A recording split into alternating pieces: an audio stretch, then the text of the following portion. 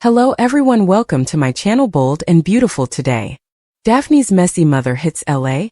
causes daughter and Carter pre-wedding drama. Daphne Rose's mom is really messy. She might go to Los Angeles. This could be bad for Daphne Rose and for Carter Walton. They are getting married soon. Daphne Rose's mom could cause some problems before the wedding for Daphne Rose and Carter Walton. A while back, the Bold and the Beautiful gave us a sneak peek of what would happen in the fall of 2025. They said someone from Daphne Rose's past would show up and make trouble. People thought maybe a family member of Daphne Rose would come to town. That did not happen. Daphne Rose's mom coming to town would be a deal for Daphne Rose and Carter Walton. It is still possible that Daphne Rose's mom will show up and cause some drama for Daphne Rose and Carter Walton. If the story got delayed a little, then the fans of Daphne could still see someone from Daphne's past that the year 2026 has started. This is really true because Carter and Daphne got engaged to be married. As the news of their engagement spreads to Daphne's family who live in Paris, some of her family members may want to come and meet Carter,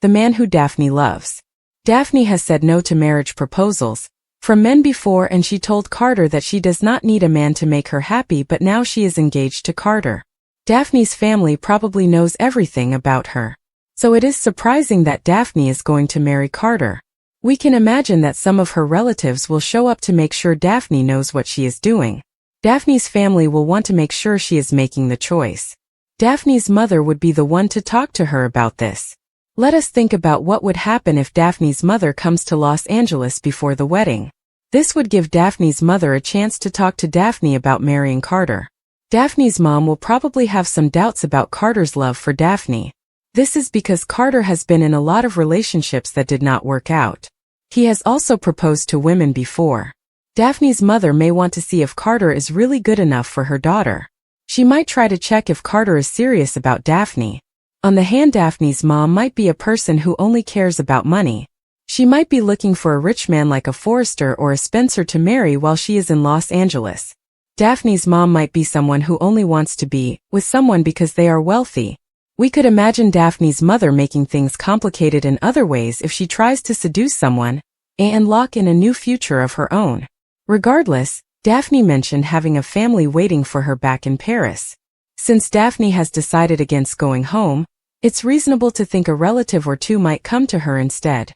particularly since her wedding day is on the horizon. Daphne adjusted the lace at her neckline, her breath shaky with a mix of nerves and excitement, because in less than 48 hours she would walk down the aisle toward Carter Walton, the man who had become her anchor, her future, her miracle after years of running from chaos. And yet in that fragile moment of calm, destiny struck in heels that echoed like thunder across the marble floor, because standing in the lobby was a woman Daphne hadn't seen in nearly a decade. A woman with the same sharp cheekbones, the same stormy eyes, and the same dangerous smile that had once ruled Daphne's entire world. Veronica Hayes, her mother, the woman who left scars instead of lullabies, and the second Daphne saw her, every carefully built wall inside her cracked, memories flooding back of motel rooms, broken promises, sudden disappearances, and nights spent wondering whether love was real or just another lie people told before they vanished, and Veronica, sensing the impact she had made, lifted her sunglasses slowly, letting recognition burn between them before calling out in a voice as smooth as silk and as cutting as glass, "Hello, sweetheart, did you miss me?" And in that instant, Daphne's wedding, her future, and Carter's sense of peace all began to unravel, because Veronica had not come to Los Angeles to reconnect quietly. She had come with secrets, debts, and a past that refused to stay buried, and within hours, whispers rippled through Forrester Creations as staff noticed the tension in Daphne's face, the way she froze mid-step, the way her hands trembled when Carter reached for her, and Carter, ever protective, pulled her aside, asking what was wrong, only for Daphne to choke on the truth, torn between shame and fear, because how could she explain that the woman who gave her life had also nearly destroyed it, that her mother was a whirlwind of manipulation, addiction, and unfinished business, and before Daphne could gather the courage, Veronica made her presence known by sweeping into Eric's office uninvited, charming her way past security, claiming she was family, and when Carter stepped in to stop the intrusion, Veronica's eyes sparkled with recognition and opportunity, because this powerful, kind-hearted lawyer was exactly the kind of man she knew how to exploit, greeting him warmly, praising his success, planting seeds of admiration that made Daphne's stomach twist, And later that evening, Veronica cornered her daughter in the design room, the air thick with unspoken history, telling Daphne she was proud, that she had heard about the wedding, that she simply had to be there, and Daphne's voice broke as she whispered that her mother was not welcome, that this life, this love, had been built without her, but Veronica's smile only widened as she leaned in and murmured, "You don't get to rewrite me out of your story, darling, especially when I still hold chapters you'd rather Carter never read." And with that threat hanging between them, Daphne felt the ground beneath her future shift, because there were things in her past she had never told Carter, names she had used, places she had been, mistakes that could change how he saw her, and Veronica knew them all. And as night fell over Los Angeles, Carter noticed the change in the woman he loved, her laughter dimmer, her eyes distant, and when he finally pressed her for honesty, Daphne confessed through tears that her mother was in town, that she was dangerous, unpredictable, and capable of destroying everything she touched, and Carter, shocked but steady, promised that no one would ruin their wedding, no one would hurt her again, vowing to face Veronica head-on. Yet even his strength could not stop the ripple effect Veronica had already set in motion, because she had reached out to old contacts, people from Daphne's past who had followed her trail of reinvention, and one by one, shadows began creeping toward Elle, threatening to expose the life Daphne had buried, while Veronica herself inserted into every corner of wedding planning, criticizing venues, questioning guest lists, feigning maternal concern while quietly undermining Daphne's confidence, telling her she looked tired, that Carter seemed distracted, that men like him always leave when they learn the truth, and each poisoned word sank deep, reopening wounds Daphne thought had healed, making her question whether she truly deserved this happiness, and Carter, watching from the outside, began to sense that something was wrong not just with Veronica, but with the pieces of Daphne's life she kept locked away, and though he loved her, doubt crept in because secrets have weight, and even love can bend beneath them, and when Veronica finally made her boldest move, inviting herself to dinner with Carter alone under the guise of wanting to thank him for loving my daughter, Daphne panicked, begging her mother not to go, knowing the conversation would be a battlefield of half-truths and manipulation, but Veronica only brushed her off, reminding her that silence was a privilege she could revoke at any time. And at that dinner, with candlelight and polished silverware, Veronica planted just enough mystery to unsettle Carter, speaking vaguely of Daphne's many lives, of how strong she had to be to survive, hinting at sacrifices and mistakes without giving details, watching carefully as concern flickered across Carter's face. And when he returned home that night, his embrace was still warm, but his eyes searched Daphne's with new questions, and she knew she was running out of time, because her mother was not there to celebrate. She was there to control, to leverage, to remind Daphne that the past always collects its debt. And as the wedding day loomed closer, tension wrapped around every moment, every fitting, every promise, until Daphne stood alone in front of the mirror, staring at the woman she had become, whispering that she would not let history define her, that she would choose love over fear, even if it meant telling Carter everything. And somewhere in the city Veronica smiled, knowing that no matter what Daphne chose, the storm had already begun, and the aisle ahead would not be walked in peace, but in truth, heartbreak, and the kind of drama only destiny and a messy mother could deliver. Morning light spilled across Daphne's apartment, but it did nothing to chase away the heaviness in her chest, because sleep had brought no relief, only dreams of doors slamming, suitcases rolling away, and her mother's voice echoing through every version of her past. And when she woke in Carter's arms, she nearly told him everything right then, nearly shattered the fragile peace with the truth, but fear held her back, because some confessions change love forever, and she was terrified that once he knew how broken her beginnings had been, he might see her differently, and so she slipped quietly from bed and stood by the window, watching Los Angeles wake up, promising herself that she would handle Veronica alone, that she would protect Carter from the chaos that had followed her all her life. Yet fate had other plans, because at that very moment Veronica was already making calls, arranging meetings, weaving herself into the fabric of Daphne's new world. And by noon Brooke had encountered her at Forrester Creations, mistaking her for a glamorous investor, only to be charmed within minutes by her elegance and apparent devotion to her daughter. And soon whispers of Daphne's stunning mother floated through the halls, each one tightening the knot in Daphne's stomach, because she knew how quickly admiration could turn into influence in this city. And when Veronica appeared at a bridal fitting later that afternoon, bringing champagne and feigned tears of pride, the room fell under her spell, the stylists cooing, the planners smiling, and Daphne stood frozen in her gown while her mother circled her like an artist admiring her masterpiece, whispering how beautiful she looked, how lucky Carter was, how tragic it would be if everything fell apart, and Daphne's hands shook as she snapped that her mother needed to leave, that this was not her moment, but Veronica only sighed, playing the wounded parent, telling everyone she only wanted to help, and the room shifted. Awkwardly, sympathy flowing toward Veronica instead, leaving Daphne feeling like the ungrateful daughter, and later, Carter gently asked why she had been so harsh, and Daphne's heart broke a little because even now, he could not see the storm beneath her mother's smile, and that night Daphne finally cracked, telling him that Veronica had ruined every stable thing in her childhood, that she vanished without warning, dragged her from town to town, taught her that love always came with conditions, and Carter listened, holding her close, swearing that he would never abandon her, that her past did not scare him, yet even as he said it, uncertainty lingered in his eyes, because he could sense that this was only the surface, and Veronica sensed it too, which was why she made her next move swiftly,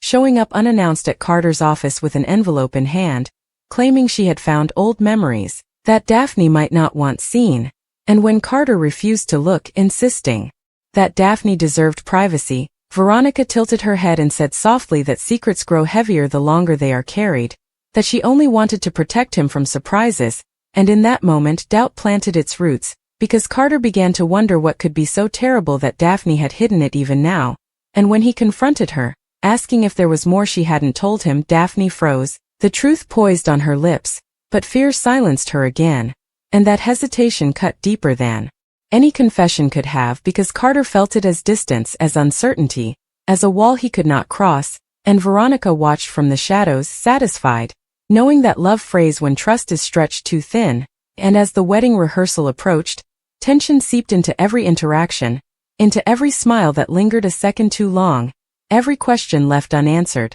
and Daphne felt herself slipping back into the role she had played all her life, the girl who managed chaos by disappearing inside herself. And one evening, after another passive-aggressive remark from Veronica about how fragile happiness could be, Daphne finally snapped, telling her mother that she would not be controlled anymore, that she had built a life worth protecting, and Veronica's smile faded, revealing something colder beneath, because she reminded Daphne of the debts she had paid when her daughter was young, of the nights she had fought to keep them alive, twisting survival into obligation, telling her that without her, Daphne would have nothing, and Daphne realized with devastating clarity that her mother did not want reconciliation. She wanted relevance, power, a piece of the future she had abandoned, and as the city buzzed with anticipation for the wedding of Daphne and Carter, the truth hovered like a storm cloud waiting to break, because Carter could feel the shift in the woman he loved, and Daphne could feel the weight of everything she had not said, and Veronica, standing at the edge of it all, knew that whether Daphne confessed or remained silent, something precious was about to shatter, because the past never arrives quietly, it demands to be seen, and in Los Angeles under bright lights and fragile promises, it was about to take center stage. The day before the wedding arrived wrapped in sunshine and illusion, the city gleaming as though nothing could possibly go wrong, yet inside Daphne everything trembled, because she could feel the moment approaching when silence would no longer protect her, when either truth or betrayal would define the rest of her life. And as she walked through Forrester Creations to finalize last-minute details, every hallway felt like a corridor of judgment, every smile from coworkers a reminder of how fragile her new identity was. And when Steffi congratulated her, when Brooke hugged her, when even Ridge offered a rare, sincere smile, Daphne felt the ache of knowing that none of them truly knew her. Not the girl who once slept in backseats, who learned to lie before she learned to trust, who had changed her name more than once just to outrun chaos.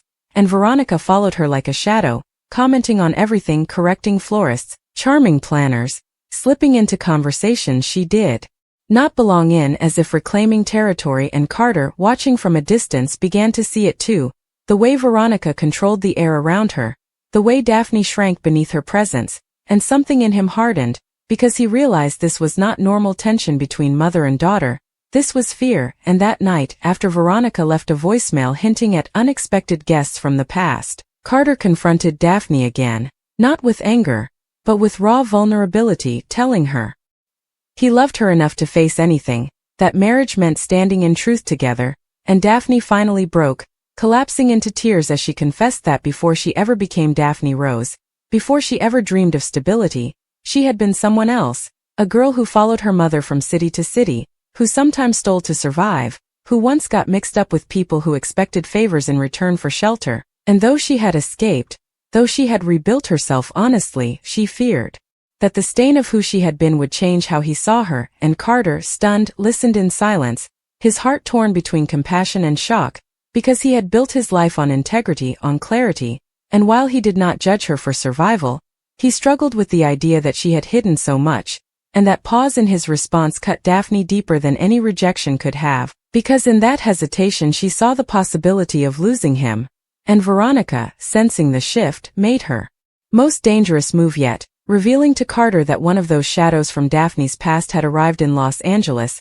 a man who recognized her from years ago, a man who might speak, and though Carter demanded to hear it from Daphne, the damage was done, because doubt had entered the space where certainty once lived, and as the rehearsal dinner unfolded, smiles strained beneath unspoken questions, guests laughing while the bride and groom stood inches apart emotionally, and Daphne felt the room closing in, the weight of pretending crushing her, and in a quiet hallway she confronted her mother, accusing her of poisoning everything she touched, of feeding on instability, of confusing love with control, and Veronica fired back that the world does not reward honesty, that survival requires leverage, that Daphne's polished life was built on forgetting where she came from, and for the first time, Daphne saw her mother clearly, not as a monster, but as a woman terrified of being left behind, clinging to relevance through manipulation, and in that understanding Daphne found resolve, because she realized that breaking the cycle meant choosing truth even if it cost her everything,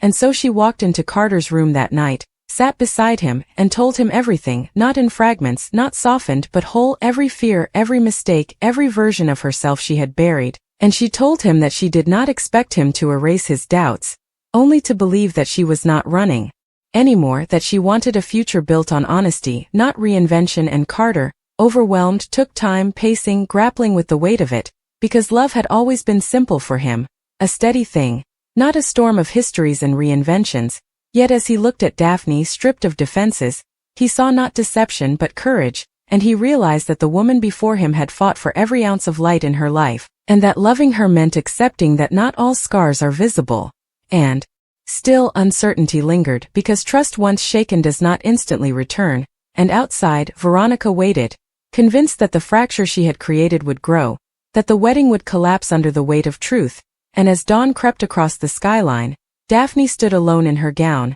breathing through fear, knowing that in hours she would either become Carter's wife or walk away with nothing but honesty, and when she stepped into the aisle, heart pounding, every eye turned toward her, and for a moment the world stilled because Carter stood at the altar, eyes locked on hers, and in that gaze lay every question and every promise, and as she reached him, he took her hands, grounding her, and Veronica watched from the pew stunned because despite the chaos, despite the past clawing at their heels, these two had chosen to stand, and yet even in that fragile triumph, Daphne knew the journey was not over, because healing does not end with vows, and mothers like Veronica do not fade quietly, but in that moment beneath the arch of flowers and fragile hope, Daphne chose herself, chose truth, chose love not as escape, but as arrival, and whether the future held storms or peace, it would no longer be built on fear.